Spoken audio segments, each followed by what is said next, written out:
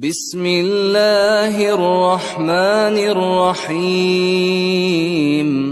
شروع اللہ کا نام لے کر جو بڑا مہربان نہایت رحم والا ہے۔ حامیم عین سین قاف۔ اللہ غالب و دانا اسی طرح تمہاری طرف ہدایات بھیجتا ہے جس طرح تم سے پہلے لوگوں کی طرف وہی بھیجتا رہا ہے۔ جو کچھ آسمانوں میں اور جو کچھ زمین میں ہے سب اسی کا ہے، اور وہ بلند و برتر ہے، عظیم ہے۔ قریب ہے کہ آسمان اوپر سے پھٹ پڑیں اور فرشتے اپنے پروردگار کی تعریف کے ساتھ اس کی تسبیح کرتے رہتے، اور جو لوگ زمین میں ہیں ان کے لیے معافی مانگتے رہتے ہیں۔ سن رکھو کہ اللہ بخشنے والا مہربان ہے، اور جن لوگوں نے اس کے سوا کارساز بنا رکھے ہیں اللہ ان پر نگراں ہے اور تم ان پر داروغہ نہیں ہو۔ اور اسی طرح ہم نے تمہارے پاس قرآن عربی بھیجا ہے تاکہ تم اس مرکزی شہر یعنی مکے کے رہنے والوں کو اور جو لوگ اس کے ارد گرد رہتے ہیں ان کو خبردار کرو، اور انہیں قیامت کے دن کا بھی جس میں کچھ شک نہیں خوف دلاؤ۔ اس روز ایک فریق بہشت میں جائے گا اور ایک فریق دوزخ میں، اور اگر اللہ چاہتا تو ان کو یعنی تمام انسانوں کو ایک ہی جماعت کر دیتا، لیکن وہ جس کو چاہتا ہے اپنی رحمت میں داخل کر لیتا ہے، اور ظالموں کا نہ کوئی یار ہوگا اور نہ کوئی مددگار۔ کیا انہوں نے اس کے سوا دوسروں کو کارساز بنا لیا ہے؟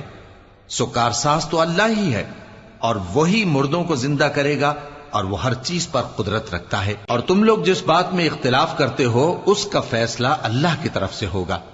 یہی اللہ میرا پروردگار ہے، میں اسی پر بھروسہ رکھتا ہوں اور اسی کی طرف رجوع کرتا ہوں۔ وہی ہے آسمانوں اور زمین کا پیدا کرنے والا، اسی نے تمہارے لیے تمہاری ہی جنس کے جوڑے بنائے اور چوپایوں کے بھی جوڑے بنائے۔ وہ اسی طرح تم کو پھیلاتا رہتا ہے، اس جیسی تو کوئی چیز نہیں، اور وہ سنتا ہے، دیکھتا ہے۔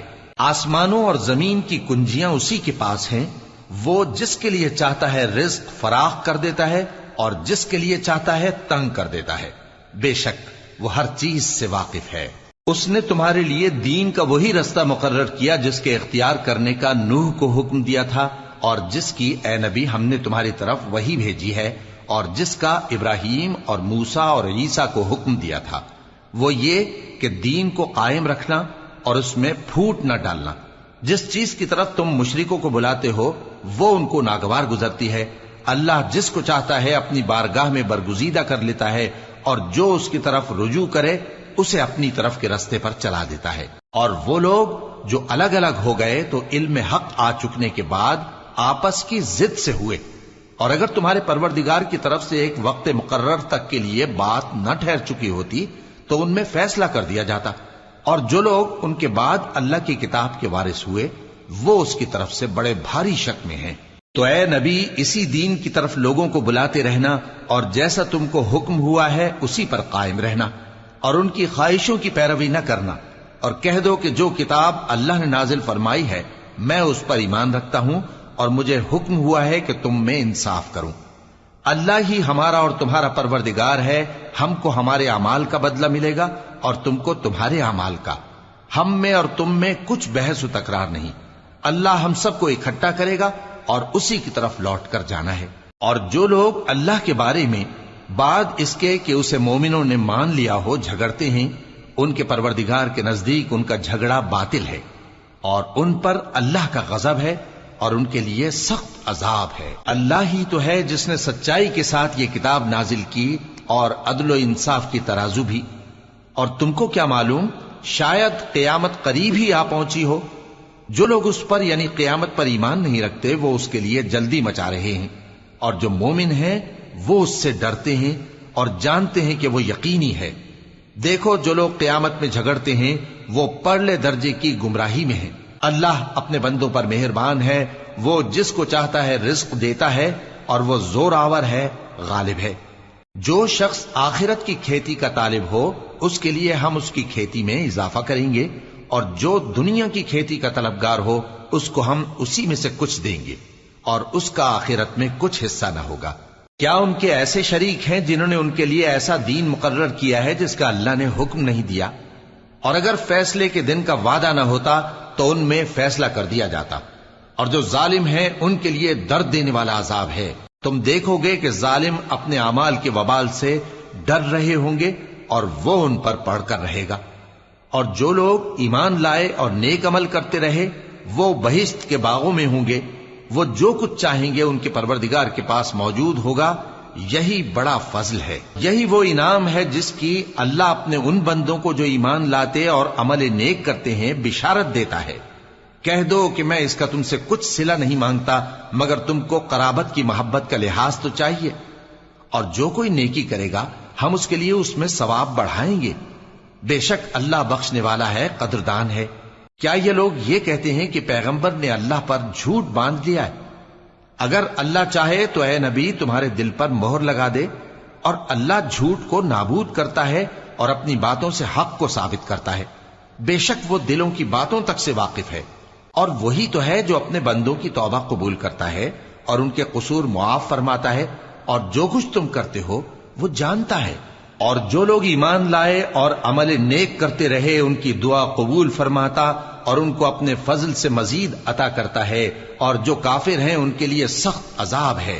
اور اگر اللہ اپنے سب بندوں کے لیے رزق میں فراخی کر دیتا تو وہ زمین میں فساد کرنے لگتے، لیکن وہ جس قدر چاہتا ہے اندازے کے ساتھ نازل کرتا ہے۔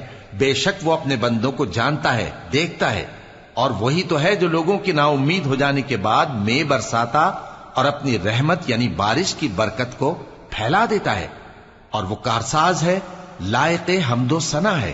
اور اسی کی نشانیوں میں سے ہے آسمانوں اور زمین کا پیدا کرنا اور ان جانوروں کا جو اس نے ان میں پھیلا رکھے ہیں، اور وہ جب چاہے ان کے جمع کر لینے پر قادر بھی ہے۔ اور جو مصیبت تم پر واقع ہوتی ہے سو تمہارے اپنے کرتوتوں سے، اور وہ بہت سے گناہ تو معاف کر دیتا ہے۔ اور تم زمین میں اللہ کو عاجز نہیں کر سکتے، اور اللہ کے سوا نہ تمہارا کوئی دوست ہے اور نہ مددگار۔ اور اسی کی نشانیوں میں سے سمندر میں چلنے والے جہاز ہیں پہاڑوں جیسے۔ اگر اللہ چاہے تو ہوا کو ٹھہرا دے کہ جہاز اس کی سطح پر کھڑے رہ جائیں۔ ہر صبر اور شکر کرنے والے کے لیے ان باتوں میں قدرت کے نمونے ہیں۔ یا ان کے اعمال کے سبب ان کو تباہ کر دے اور بہت سو کو معاف بھی کر دے۔ اور سزا اس لیے دی جائے کہ جو لوگ ہماری آیتوں میں جھگڑتے ہیں وہ جان لیں کہ ان کے لیے کوئی جائے فرار نہیں۔ لوگوں، جو مال و متاع تم کو دیا گیا ہے وہ دنیا کی زندگی کا ناپائیدار فائدہ ہے، اور جو کچھ اللہ کے ہاں ہے وہ بہتر اور باقی رہنے والا ہے، یعنی ان لوگوں کے لیے جو ایمان لائے اور اپنے پروردگار پر بھروسہ رکھتے ہیں، اور جو بڑے بڑے گناہوں اور بے حیائی کے کاموں سے پرہیز کرتے ہیں، اور جب غصہ آتا ہے تو معاف کر دیتے ہیں، اور جو اپنے پروردگار کا فرمان قبول کرتے ہیں اور نماز پڑھتے ہیں اور اپنے کام آپس کے مشورے سے کرتے ہیں، اور جو مال ہم نے ان کو عطا فرمایا ہے اس میں سے خرچ کرتی ہیں۔ اور جو ایسے ہیں کہ جب ان پر ظلم و زیادتی ہو تو مناسب طریقے سے بدلہ بھی لیتی ہیں، اور برائی کا بدلہ تو اسی طرح کی برائی ہے، مگر جو درگزر کرے اور معاملے کو درست کر دے تو اس کا بدلہ اللہ کے ذمے ہے۔ اس میں شک نہیں کہ وہ ظلم کرنے والوں کو پسند نہیں فرماتا۔ اور جس پر ظلم ہوا ہو اگر وہ اس کے بعد انتقام لے لے تو ایسے لوگوں پر کچھ الزام نہیں۔ الزام تو ان لوگوں پر ہے جو لوگوں پر ظلم کرتے ہیں اور ملک میں ناحق فساد پھیلاتے ہیں، یہی لوگ ہیں جن کو تکلیف دینے والا عذاب ہوگا۔ اور جو صبر کرے اور قصور معاف کر دے تو یہ بڑی ہمت کے کام ہیں۔ اور جس شخص کو اللہ گمراہ رہنے دے تو اس کے بعد اس کا کوئی دوست نہیں۔ اور تم ظالموں کو دیکھو گے کہ جب وہ دوزخ کا عذاب دیکھیں گے تو کہیں گے کیا دنیا میں واپس جانے کی کوئی سبیل ہے؟